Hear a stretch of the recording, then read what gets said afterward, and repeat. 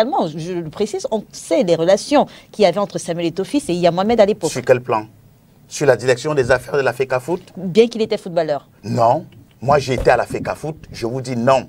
Aucun joueur ne venait nous imposer sa volonté. Vous m'entendez? D'accord. Celui qui parlait aux joueurs, ce n'est pas Yaya Mohamed. C'était Bidoum Pat. C'est lui qui avait la personnalité pour parler aux joueurs. Les joueurs ne pouvaient pas s'adresser à Yaya Mohamed. Ils savaient que Yaya Mohamed, il est là parce que la volonté des circonstances a fait qu'il soit là. Est-ce que Yaya Mohamed avait du temps pour le football? Posez-moi la question. C'était le dernier de ses soucis. C'était le dernier de ses soucis, le football camerounais. Yaya Mohamed, d'ailleurs, il était toujours en retrait. À la Fédé, mais tout le monde lui crachait au nez.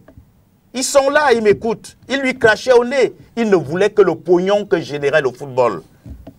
Mais Yaya Mohamed n'avait pas besoin d'argent, tout comme Eto'o n'a pas besoin d'argent pour vivre.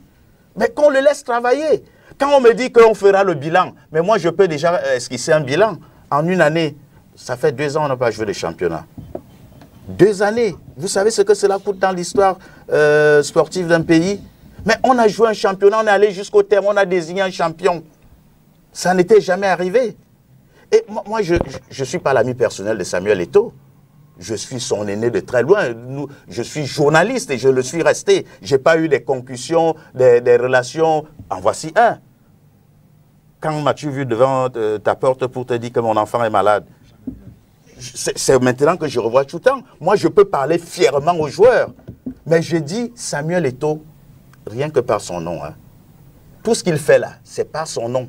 S'il s'appelait Seydou Mbombo, vous avez lu les résolutions, des gens qui se sont servis du football pour faire dédouaner les choses à leur propre compte.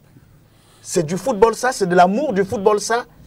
Et moi je peux vous dire, quand j'étais à la FECAFOOT, les gens allaient au stade prendre les maillots des Lions qui arrivaient d'Europe gratuitement et ils se faisaient payer par Yaya Mohamed. D'accord, vous terminez.